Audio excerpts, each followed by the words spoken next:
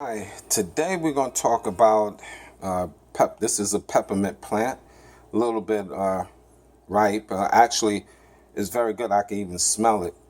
I'm gonna make a big batch of peppermint tea. I'm gonna boil it, and I'm gonna put it in this container here.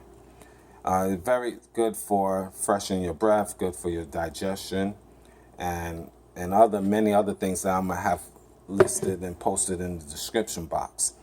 But I just want to give you a heads up. You can buy this from usually certain supermarkets that carry it.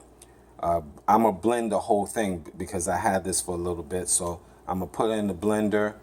I can put some. You can put a little honey in it, and then you make tea, or you can boil it, the whole thing, in a big pot, and strain it a little bit, and then go from there. So you do have options, but I am going to most likely I'm gonna wash it off, of course, and then I'm going to blend it. I'm gonna do something weird. Blend it, boil it, drain it out, and then cool off and make a tea and put a little honey in it. But you can do a lot of variations, so it's totally up to you.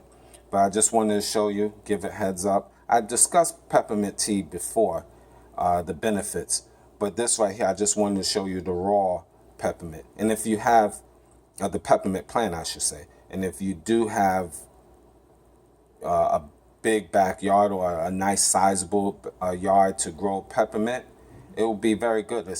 Make the backyard smell very good, and you go from there. And this is peppermint, guys, just for not marijuana, guys. Some guys could be very simple, so this is peppermint.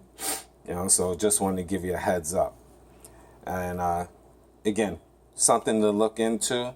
Check it out. I'll put a little bit of information in the description box, and again, you can't go wrong.